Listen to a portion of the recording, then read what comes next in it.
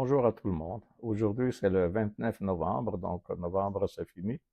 Ça a été un mois intense parce qu'on a vu les élections américaines aussi. Et puis, voilà, grande nouveauté en finance aujourd'hui, ben, il n'y en a pas vraiment de notre côté parce que aujourd'hui, c'est le Black Friday. Et puis, donc, c'est après le congé de la Thanksgiving aux États-Unis. Et la bourse était fermée déjà à 1 heure. Finalement, ça a été une semaine très légère à la bourse, simplement légère dans le sens que très bonne, parce que le marché est positif, il a fait des nouveaux sommets, au moins le marché américain, mais en même temps, ben, le volume est un peu réduit parce que justement, il y a ces congés, cette préparation finalement de 3 jours de congés entre jeudi, vendredi, 4 jours, samedi et dimanche. Voilà, de quoi on va parler aujourd'hui. Mais avant de ça, une chose comment ça, qui est une nouveauté, c'est que la monnaie russe est tombée. Euh, il y a des sanctions contre la Russie, mais apparemment, ça avait pas l'air de marcher beaucoup, ces sanctions, depuis le début de la guerre en Ukraine.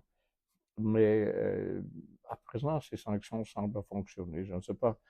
Mais finalement, c'est un peu compliqué la chose, mais ça reste que finalement, le ruble, la monnaie russe, est descendue pas mal.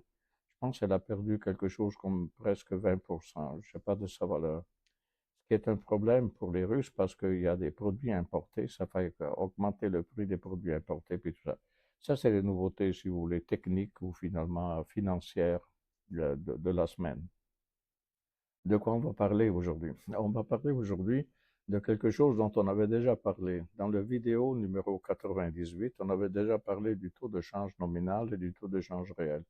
Mais on a eu des questions là-dessus et donc on a pensé que c'était bien de faire une version numéro 2, finalement, du vidéo, en le complétant en quelque sorte par rapport au numéro 98.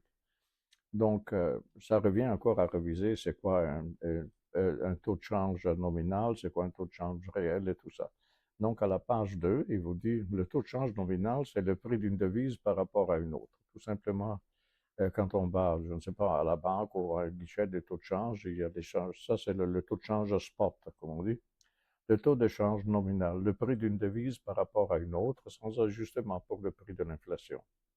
Important, ça, sans ajustement pour les prix de l'inflation parce que chaque pays peut avoir son niveau d'inflation. Donc ça modifie les choses. C'est pour ça qu'on a un taux de change réel. Le taux de change réel, c'est ajusté en fonction des différences entre les prix, y compris donc l'inflation.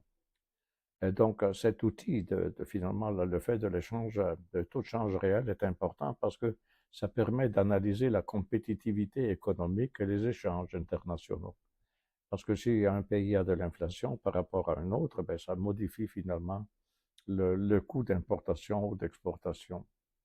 Euh, Si vous regardez à la page 3, quelles sont les caractéristiques principales du taux de change nominal? Donc, celui juste pour dire le taux de change de devise.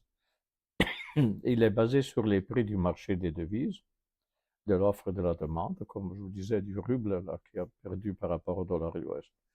Sujet à des fluctuations en raison de l'offre et de la demande, bien sûr. Et puis, un exemple est ici. Il dit un euro est égal à 1,10 dollars US. Les facteurs qui influent tout ça, c'est les politiques monétaires et les variations de la demande de devises. Naturellement, c'est pas juste les politiques monétaires. Dans le cas du ruble qu'on parle ici, c'est aussi une question de politique tout court, finalement, du gouvernement. Alors, le taux de change réel. Le taux de change réel, il a des caractéristiques à lui et il prend en compte le niveau des prix relatifs entre deux pays. Donc, c'est la mesure de la compétitivité d'un pays. Et donc, juste pour vous donner un exemple, au Canada, par exemple, on a le dollar canadien qui est faible par rapport au dollar US. Est-ce que ça, c'est naturel? C'est peut-être voulu, on dirait, parce que ça permet plus facilement d'exporter le produit canadien aux États-Unis parce que les Américains le payent en dollars, finalement en US, mais traduit en canadien. Eh ben, pour nous, finalement, eux, ça leur coûte pas cher, c'est ça que ça veut dire. Ils le payent en US, mais je veux dire converti avec le canadien. Finalement, c'est comme s'ils le payaient en canadien, et donc c'est pas cher pour eux par rapport à leur monnaie. Et puis, et donc, finalement, il y a, comment dire, il y a un avantage pour le Canada d'avoir une monnaie faible. Si vous notez historiquement, rarement le dollar canadien est arrivé à parité avec le dollar US. Est-ce que c'était une chose naturelle ou c'est plutôt voulu? À mon avis, c'est plutôt voulu. On veut favoriser l'exportation canadienne et rendre plus cher peut-être l'importation américaine. Donc, c'est là en soi. Donc, on dit que caractéristique principale du taux de change réel, c'est qu'il tient compte donc de l'inflation. Donc, prend en compte les niveaux de prix relatifs entre les deux pays. C'est une mesure de la compétitivité d'un pays. Et la formule, comme vous la voyez, elle est très simple finalement. Elle dit que le taux de change réel est donné par le taux de change nominal qui multiplie finalement la différence ou le ratio, si vous voulez, entre les prix domestiques et les prix finalement de la monnaie étrangère. Donc, un exemple, il vous dit si un euro, par exemple, vaut 1,10 $ US, ça c'est le nominal, mais que les prix aux États-Unis sont 10% plus élevés qu'en Europe, je pense que c'est plutôt le contraire, mais quand même plus élevé quand même, le taux réel est ajusté pour refléter cela. Euh, Dans le niveau numéro un, on avait parlé de ça, le premier vidéo, en parlant surtout du Economist, qui est la revue britannique avait inventé il y a pas mal de décennies, un indicateur qui était le coût du Big Mac de McDonald's dans les différents pays. Et ça reflétait donc justement la différence. C'était le taux de change réel. Finalement, il utilisait le Big Mac, le prix à l'étranger, comme une mesure du taux de change réel.